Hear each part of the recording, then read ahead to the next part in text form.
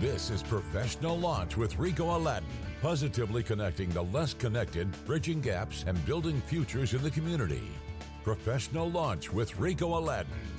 Hello, professionals. My name is Ricot Aladin, and I am the founder of Professional Launch and the host of the Professional Launch Show here on WDOI.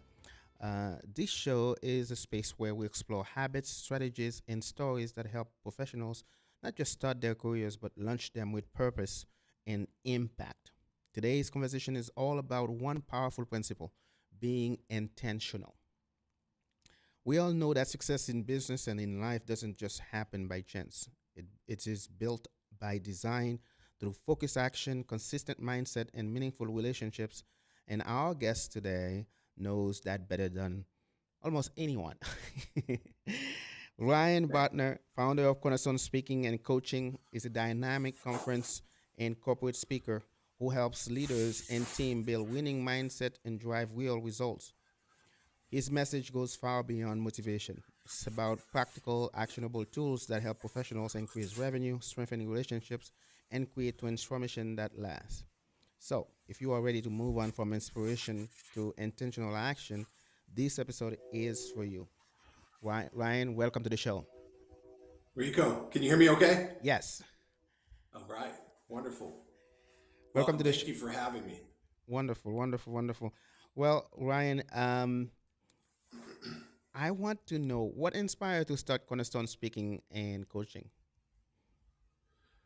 Yeah, so about, I would say 7 years ago, I was on the top of my game, uh, had built a large financial services industry business, specialized in working with high affluent income earners, mainly physicians and business owners. And I had lost purpose. And so I built this business over about 13 years, and I was not being an intentional leader, that's for sure. And because of that, I just started to get stuck. I got complacent. I started believing my own marketing and quit working as hard as I was to build it. And I remember buying the book, The Purpose Driven Life, and I really didn't read it. I read a little bit of it, but it was the title that spoke to me because I had lost my purpose, Rico. I had lost my drive. And I started to fill it with alcohol first, and then, came drugs. And it started with a little Adderall pill and turned into all kinds of really hard drugs after that. So within 2 years, from 2017 to 2020, 19, I destroyed almost every relationship and blew almost every dollar. And it ended in an overdose. And I was in a coma 3 days. And that was the 2020, almost 5 years ago today. It was in October. And God got my attention.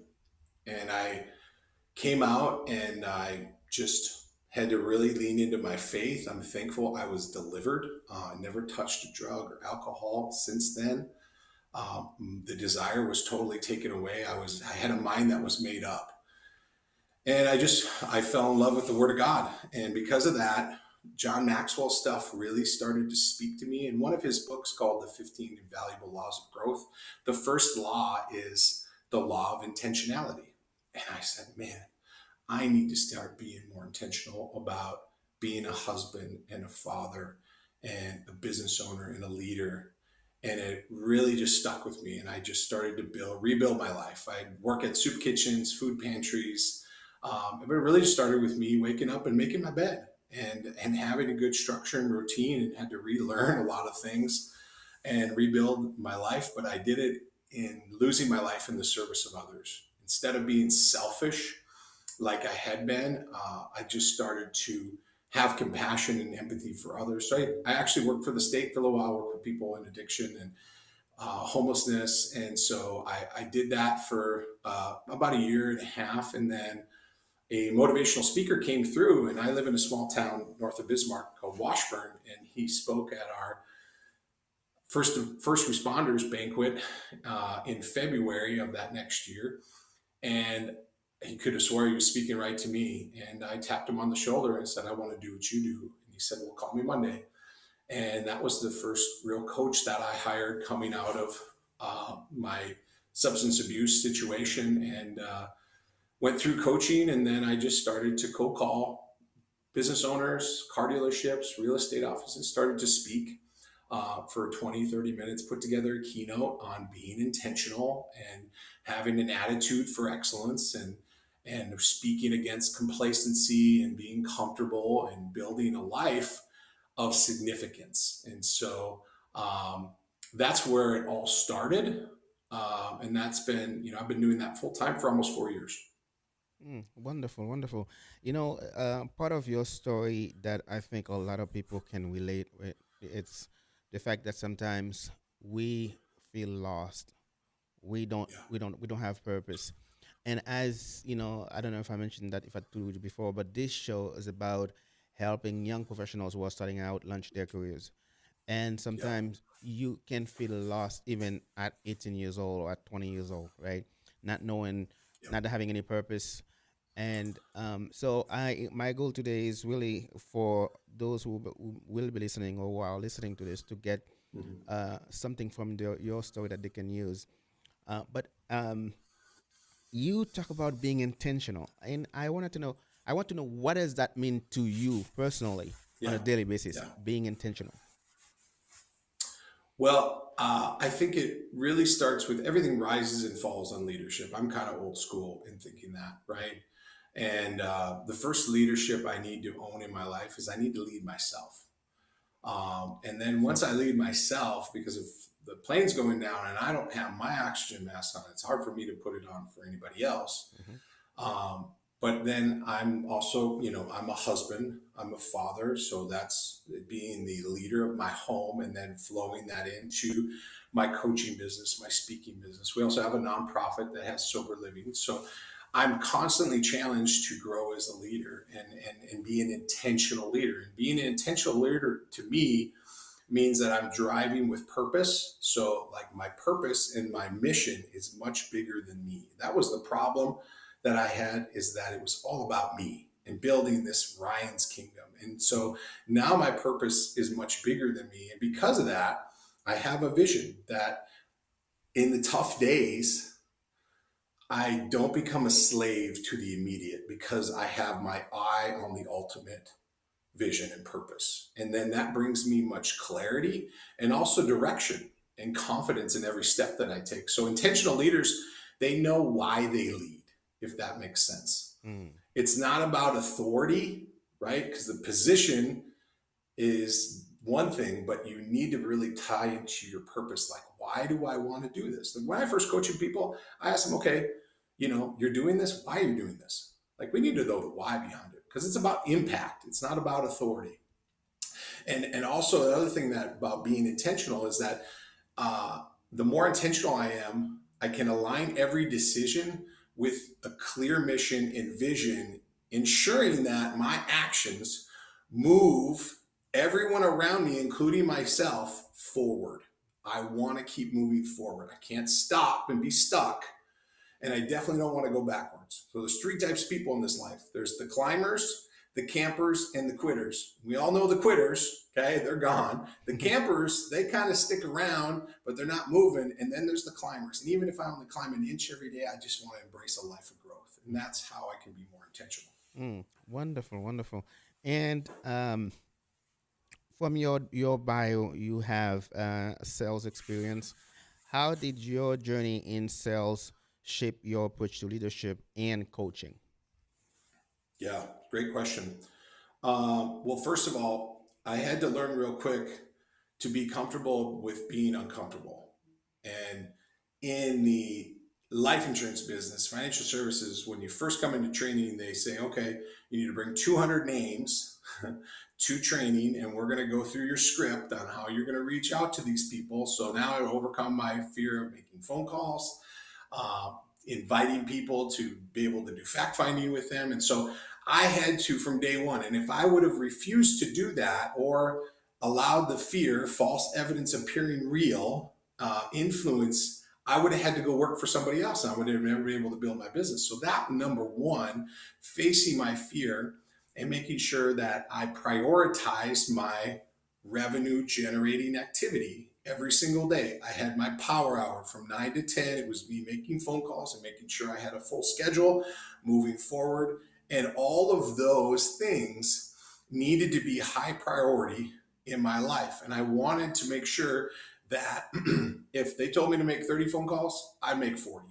And so I believe kind of in the Kobe Bryant school of, you know what, if they're doing practice at 8 a.m. and noon, I'm going to do a practice at 5 a.m. and 8 and noon, and I'm going to do a third more of the work. And over time, it's going to build. And so that was my mindset because there was no ceiling on, the position that I had in sales. Like, it's all on me. Success was my own fault. Mhm. Does that make sense? Yeah. Wonderful, wonderful. So, what common mindset barriers do you see holding professionals back, especially in sales? Yeah, yeah. Great question. So the biggest thing is, and this is what I teach every day, and I preach it because I need to get it deeper in me, and that is the four things that top performers have in common. These are the four characteristics that top performers. Now I'm talking about top performers, not necessarily top producers that make the most money. This could be a top teacher, a firefighter, a police officer. Hmm. Top performers, they have four things in common. All right. And number one is they are remarkably bold. They are bold in asking people to move forward. They have an offer in the sales world, so to speak. If there's no offer, there's no monetization. They are bold in asking for referrals. They're always moving the ball ahead and putting points on the board with their boldness. So Mm, that's number one.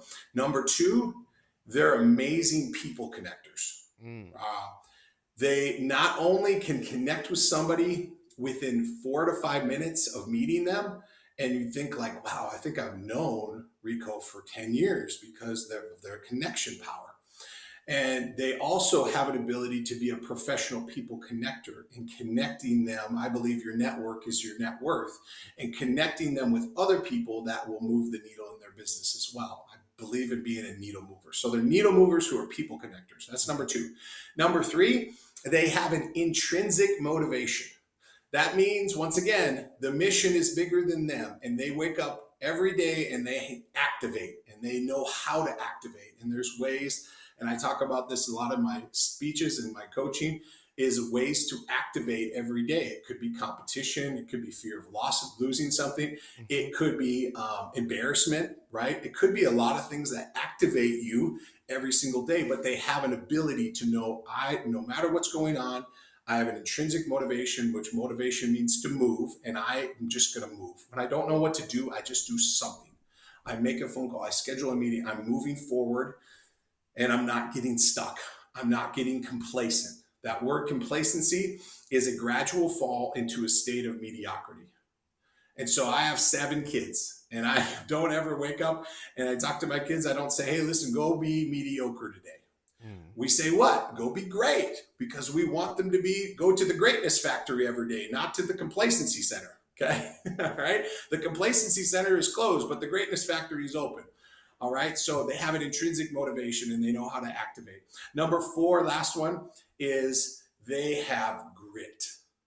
They have a perseverance. I like to use the word relentless. One of the first books I read in the business world was the book Relentless by Tim Grover. And it talks about Kobe Bryant and Michael Jordan. And they weren't the most gifted, they weren't the most talented, but they were the most relentless. mm. So they have an ability to overcome adversity and keep going. And it doesn't matter if we fall down or we get knocked down, but we get back up and we get back up quicker.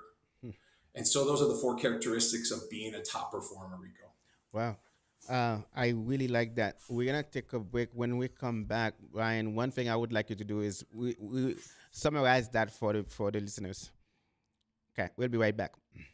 We are back today. My guest is Ryan Botner, and we are talking about being intentional. Man, that's such a good conversation. So, Ryan, right before break, you were talking about the four characteristics of that Top performers. all performers, high performers have. Yes, Can you kind of say that again, but summarize it for absolutely. folks who are listening or watching this later? Yeah, no, glad to. Mm-hmm. Well, number one, I mentioned remarkable boldness. Mm-hmm. Um, Top performers don't wait for permission, they initiate. I like that word, initiate, right? They move first, they speak up, they step into rooms others might hesitate to enter. They're looking for a seat at a bigger table. And they do that with remarkable boldness. It's not recklessness, it's the confidence to act aligned with their purpose, Mm-hmm. even when fear is present. I hope that makes sense to everybody. Yeah. And so, those key behaviors of somebody who's remarkably bold is they take action faster than average performers. They know the common denominator of success, which is doing the things unsuccessful people are not willing to do, or forming habits of doing things that failures don't like to do. They are bold in doing them. They ask for business, they ask for referrals, they ask for introductions. They show up consistently and they're visible, vocal, and more importantly, they're valuable. And they value other people and they bring value to other people. That's my mission statement. I'm a person of value who values people, who brings value to people. And the other thing is they make decisions which are moved and anchored in conviction, not comfort. I'm convicted to help others. And I move with a sense of urgency. And also, I'm willing to fail publicly in order to succeed. Like failure has to happen. I want to fail early, fail often, and fail forward, but I want to be able to get back up quicker. So the mindset to that is courage isn't the absence of fear, it's the decision that purpose is greater than the fear, which fear is what? False evidence appearing real. So top performers don't play to lose, they play to win. They know how to win and they expect to win. And if they lose, they don't really lose. Sometimes we lose, sometimes we win, sometimes we learn. So as I'm losing, I'm actually learning. Yeah. So that's the summary of being remarkably bold, Rico. Wonderful, wonderful. So, was there a moment in your career when you realized mindset was more powerful than skill alone? That's a great question. I believe that mindset or attitude it's a lot, but it's not everything. I believe that your attitude will help you to reach your altitude, but the aptitude, which is your skill, is going to get you seats at bigger tables. Mm. So most people don't even know what is their primary skill. Like I've been able to recognize like my primary skill is helping others to activate. I am an activator, right? Which helping to motivate and inspire, but realizing like, hey, you could hear a talk from me and chances are your life will probably not be transformed. It might be. But if you enter into a deeper workshop or a coaching program with me, the chances of that, because you're going to build habits, which motivation starts it and discipline finishes it. This is the value that I bring. And so I believe everybody needs a coach in life, Rico. I believe that a good coach can change your life. I also believe that you can't read the label while you're in the bottle. And so a lot of people know how to move forward. They just need a who. They need a coach to help them get to that next level. Mm. Wow, wonderful. So I think that's something similar that we are doing with Professional Lunch by providing mentorship for those who are, trying to launch their careers, college students, uh, who are trying to find a career path. So our goal is to create a mentorship platform where they can connect with people that are doing what they want to do, and learn from them, and so that they can find success. So in a sense, that is there's some similarities there. I So love it. yeah, I have always been, had an interest in sales, Ryan. And so when it comes to sales, what is the biggest mistake sales team make when trying to boost performance? Yeah. Great question. I think, first of all, in business, you either have one of three problems. You either have a leads problem, a conversion problem, or a servicing problem, delivery problem. Hmm. I believe most organizations can service and deliver pretty well. That means they either have a leads problem or a conversion problem. And on the front end of that, the the big question I always ask any organization is, okay, what problem do you really solve? And if you can be very clear with that and you could speak to that pain, that's going to bring people in. But then I still have to take them to a process. And that process is once I engage with a lead, I have to go through discovery. And I like to, I come from working with physicians. And so I like to tie this in of what I've learned through the medical community into the sales world is if I don't diagnose the real problem with the prospect and I just give them an offer or I tell them you need this without diagnosing and doing a true discovery, which means I need to find out the five things: obstacles they're facing, Hmm. what outcomes they're looking for, the timing, is this a now thing, and money, is there money? This is a lot of things. Qualification is does the person have the money to be able to afford this? And then lastly, are they the decision maker? So those anchor points need to be locked in the diagnose phase. If you offer or like give a prescription without diagnosing, you actually commit malpractice and you go to jail as a doctor. And so the same thing is happening in the sales world. We're not doing a good enough job in the diagnose. And then what happens? We get all these objections. I need to think about it. I need to talk to my spouse. I need to go to the board, whatever it is, Hmm. because we didn't anchor in the diagnose phase. Does that make sense? Yes, yes, absolutely. So earlier you were talking about the way you motivate others. How do you help team move from motivation to measurable action Yeah. when in your coaching? Yeah. And when I first started coaching, I started doing life coaching. I was a certified life coach. So I did some life coaching with people, and then I got into leadership coaching. And then what happens is I found out life coaches and leadership coaches, when economy's tight, those are the first coaches that get cut. And so then I really structure my business to be more sales focused because I want to move the needle and helping organizations from day one go from mental creation into physical action quicker.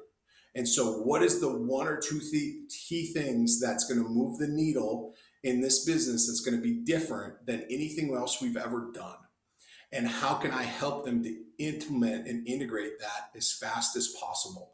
That's my main goal when I come into any organization is I want to hopefully be able to read that label while they're in the bottle because I'm giving them an outside perspective. And a lot of times it helps if I haven't had any history in that specific niche or sector because I can give that fresh perspective. So leaders embrace that because they want to be open to, you know what, maybe there's something we're not seeing here. And then we put together an action plan to have a 90-day implementation and to immediately, once again, move the needle in an organization. Wonderful, wonderful. We're gonna take a short break here. When we come back, we'll continue with the conversation. We'll be right back. We are back. Today we are talking to Ryan Botner. He is the founder of Connaissance Speaking and Coaching. And we were talking about sales and being intentional. So, Ryan, as I mentioned at the beginning of the show, the platform is for those who are starting out, trying to launch their careers. So, how can young professionals develop the discipline to stay intentional in their careers? Well, I said this before. Mental creation, I got to go there in the mind before I go there in the body. So, number one, they need to act. Mhm. And then number two, I need to know I can't do this on my own. I need to ask for help. I need to surround myself with people that have a winning mindset. not ones that are letting you come up with excuses, because your excuses will destroy you. Um, and so I'm a big fan of taking extreme ownership in the situation that you're in. If you don't like the amount of money you're making, then change it. If you don't like your physical health, then change it. Like, the good news is, whatever situation you're in right now, you got yourself in that, and you can get yourself out. So, like, even though, like, for me, hitting rock bottom 5 years ago was actually greatly empowering for me.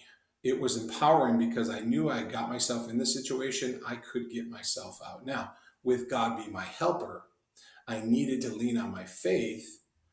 And because of that, I mixed my faith with action. And I was able to just take one step at a time and know that Rome was not built in a day, but Rome was also not destroyed in a day. And so every second, every minute, I need to be intentional about the direction that I'm going. And I need to go there in the body, in the mind, in the heart, and also in the spirit. Hmm. So, with that being said, so what daily habits or routine uh, would help? Do you think would help them maintain a winning mindset personally? I would say. Yeah, yeah. You know, I believe that discipline will get you where you're going. The word discipline comes from the derivative disciple, which means to give yourself over to a person or a cause. So, the discipline that you build in your structures every day, if I was to follow you around every day and I was to say, "What are you doing on your phone? Scrolling. Why are you wasting time over here?" How much time would you really be wasting? I believe that us as humans, we waste a lot of time every day. Hmm. And so, having building the structure to really taking not time management, because we can't manage time, but really time ownership. What is my sectors in my day that I can start to break down? So, like, for me, 5 to 9 a.m. So I've got the gym and prayer, and I'm building up my day, and I'm activating from 5 to 9. From 9 to noon, I'm usually prospecting in the sales world. That's, I prospect in the mornings, and then from noon to 5, I'm solving problems for clients. So I prospect in the mornings, solve problems for clients in the afternoons. From 5 to 9 p.m., that is my family time. And it's also some personal development growth and reading books and growing in that. But I've structured this to be able to have 4 sectors of my day and then get 7 to 8 hours of sleep. Sleep is really, really important. Most people don't get good sleep, and then because of that, they cannot perform, or they don't eat right, or they don't exercise, and they're not able to perform at a level that they want to. But once again, you got yourself in this situation, you can get yourself out, and that is empowering. When we really come to a point where the pain of staying where we're at is greater than the pain of change, then we will start to change. Hmm. Wow. So, you often talk about transformation beyond revenue. What does that look like? Yeah. Well, I don't chase jets and Super Bowl suites and Vegas trips anymore. But I still am. Revenue is still one of my love languages because it's needed to grow a business and to be able to do great things in this life. And so, my number one investment that I do with my revenue is, I tithe. I give my money back to God. It's His anyway. And number two is, I invest in myself, in coaching. I invest in leveling up my skill sets. And then from there, like, if I didn't do what I need to do every day, I wouldn't be able to do that. And then I have a nonprofit. We have sober living homes. Like, I give back. I want to be a giver. The Lord loves a cheerful giver. And so this goes beyond just revenue. This goes beyond, the next event that I'm waiting for, or the bucket list, and I've been all over the world, and I'm thankful God allowed me to do a lot of great things, cool things. But then I realized, like, what's really life about? Like, what's going to matter 100 years from now? What's going to really matter? That I made a bunch of sales, that I did all these things, and I went to, the Super Bowl, the Masters, whatever it is. Like, what's going to really matter? What's going to matter is your legacy, your children, or even if you don't have children, then the people you mentored and that you coached. What kind of impact did you make to be able to help them make generational blessings rather than generational curses? Mm. Wonderful, wonderful. So now, how? I mean, as you were talking about like legacy, you wanna leave. I have a feeling that that's part of your success, where you define your success as a father, a professional. So could you elaborate on that? So how do you? I guess the question is, how do you define success both professionally and personally? Yeah. Well, first of all, I don't look for the praises of men anymore. And I'm a recovering Rico. I'm a recovering people pleaser. Okay, and so um, I don't seek the praises of men. I still want people to like me. I'm on the disc profile. I would be a high I, which is interactive, interested in people, and I don't want anybody not to like me, right? So that's like a big thing. But I've overcome that because honestly, I just I want my life to be pleasing to my Creator, and not to get too religious, but like coming closer to, well, first of all, death, and seeing the darkness that I was in, and now being in his marvelous light. I just want to be pleasing. So I want to be in the right place at the right time and do the right thing. I want my steps to be ordered and my words to be ordered. I just want to be a blessing. I Hmm. want to leave people better than I found them. And number one, my first ministry is my own house, my wife and my children. And then it expands from there. And so I'm not perfect. Like, I'm definitely not perfect. And like, I fail a lot. And so, but I just want to keep growing and keep learning. And that's what this is about. Once again, uh, striving for excellence, but knowing you're never going to reach perfection. And just my faith comes in. I'm not just going to go into tomorrow. I will grow into tomorrow. I like that. So, um, what what one piece of advice you will give to someone who wants to elevate their sales or game, or even elevate their life? Yeah. Well, first of all, you need to quit bringing things to the planning committee, because that's where dreams go to die. Mm, So that's number one, is quit being paralyzed by analyzing and take more action. mm, Action has solved more problems in my life than anything else I could have ever imagined. So taking that massive action, and then be a chief encouragement officer. Listen, if I'm having a tough day, you know what I do? I just go encourage somebody else. Like, I lift somebody up. I like the word edify. Edification means to build them up. And just even saying, listen, Rico, I believe in you. I'm probably one of a few people in your life that maybe have said that. Some people never have heard that. And so, in being a chief encouragement officer for me, and the word encouragement means to put courage into something. And we live in a world that is very discouraging. It takes courage out of us, right? So, taking massive action, building people up, being a chief encouragement officer, and then making sure you fuel yourself. Like, if my cup is half full and I give you the other half, and now I resent you, whose fault is that? I did not keep my cup full. I want my cup to be overflowing, so that I am continually being a go giver. I want to give, I want to help any way that I can, and have an abundance mindset and not a scarcity mindset. And then I think lastly is just refuse to break. Like, understand that people are going to let you down and things aren't going to go your way. But once again, I have a mission and a vision and a purpose that's bigger than me. And so I don't become a slave to my everyday thing. And I'm not living in such an emotional life and a roller coaster of life. That's what a true difference maker does. Wonderful.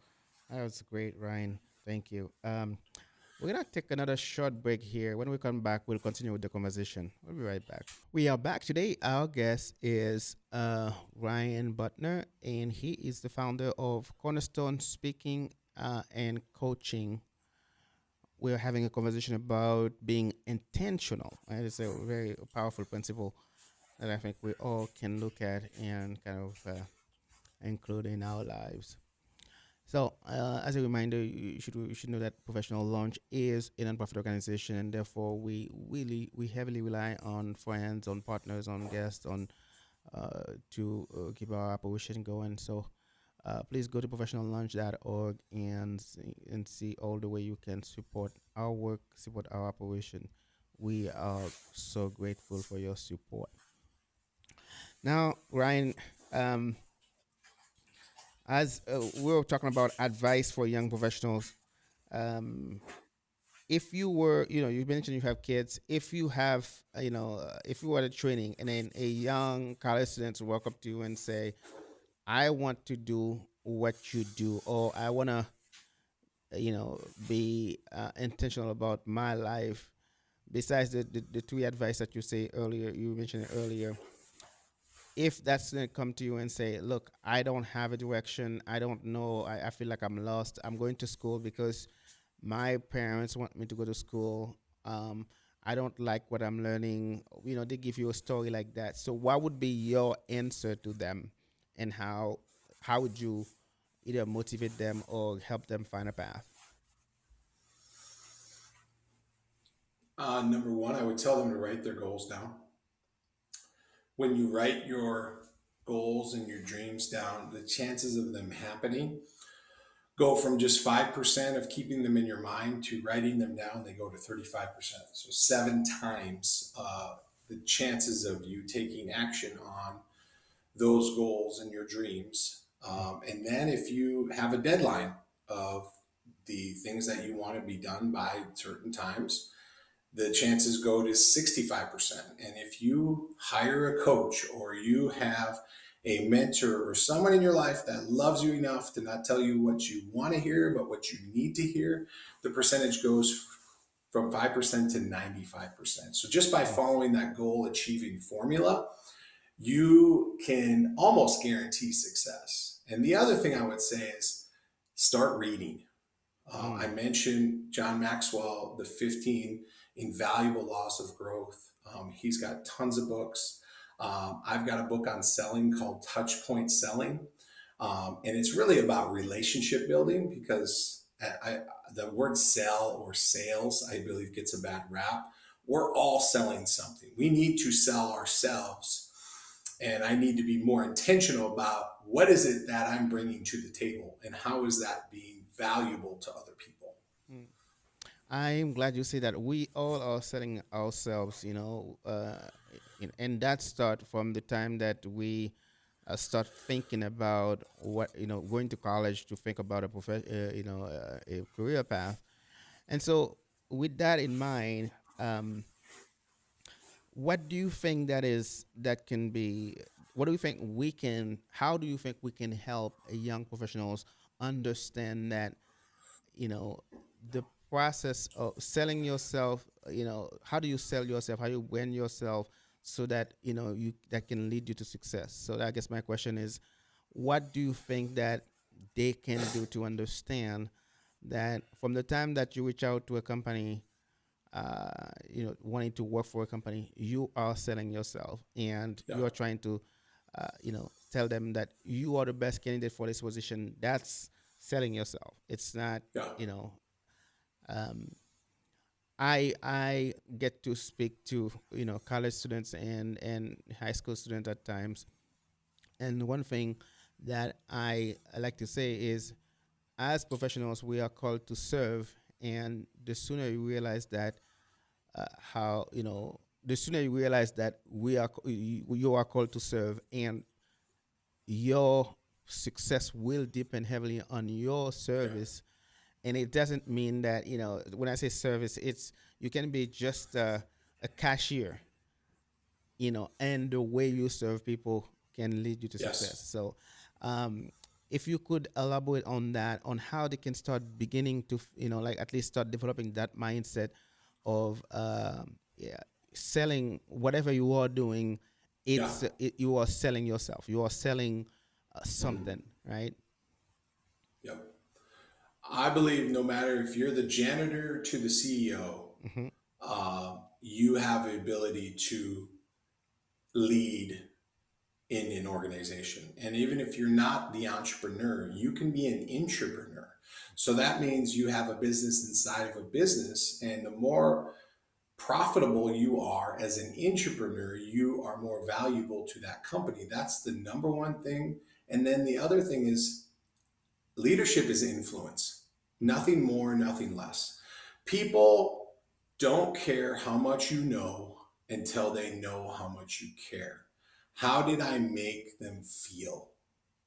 Did I really have compassion, and was I consistent and committed in my life? Did I show up early? Early is on time. Hmm. Did I do what I say I'm going to do? These are core values Yeah.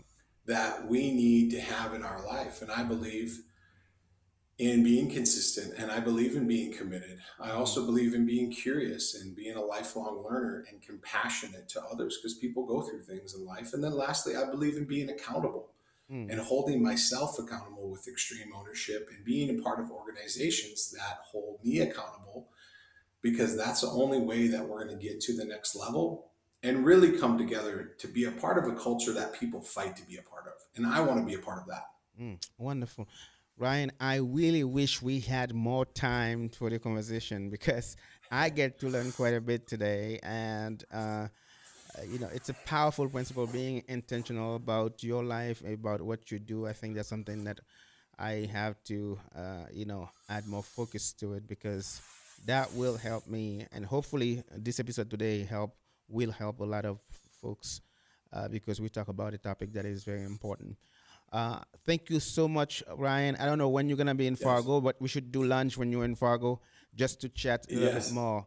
So I appreciate your time today. Thank Thank you you so so much. much. Appreciate that. Now, this is the product I tell you. It's up to you to make today a great day.